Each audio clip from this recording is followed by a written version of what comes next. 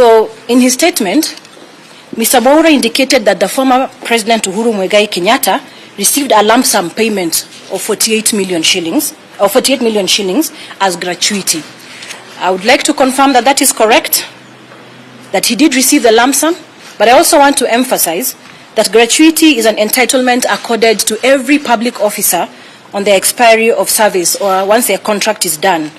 And just to give but an example of a few is the former Chief Justices, all former members of Cabinet, commanders of defense forces, that is CDFs, including the then Deputy President. He also received a gratuity, and including myself as a former spokesperson of State House.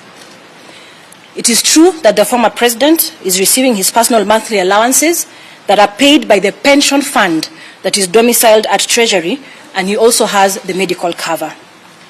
Now, on the issue of the retired president enjoying a fully furnished and maintained office space, as alluded to in the statement, this took us by surprise. Because it is public knowledge that State House has been very clear on the position of the office in Nyari as the only office that the president should use based on the fact that the office has been bought by government. A position that was clearly articulated by the State House spokesperson, Hussein Mohammed, during a question and answer session when he was doing the press briefing of President Ruto's visit to the United States of America. So the statement that the former president enjoys a fully furnished and maintained office of his choice provided by government is incorrect. To date, the office matter has never been addressed and has never been resolved.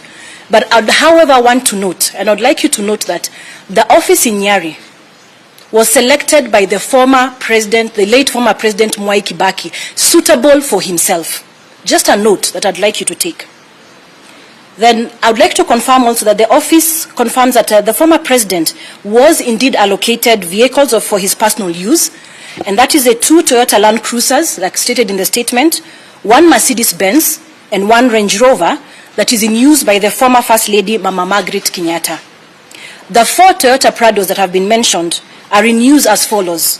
3 are used by the security detail that was given to the president, the former president, and 1 Toyota Prado that is being used by the office, as well as 1 Subaru Forester. Now, what the government spokesperson did not clarify is that the vehicles allocated to the former president for personal use were not new. They were in fact the cars that were part of his motorcade when he left Kasarani during the inauguration ceremony. And this was agreed upon by State House, that the former president uses these vehicles on transitional basis as they begin the process of procuring new vehicles as stipulated in the Presidential Benefits Act.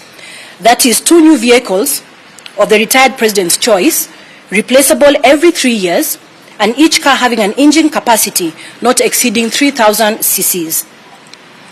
2 four-wheel motor drive vehicles of the retired president's choice, also replaceable every 3 years, each vehicle having an engine capacity of 3,000 to 4,000 cc's.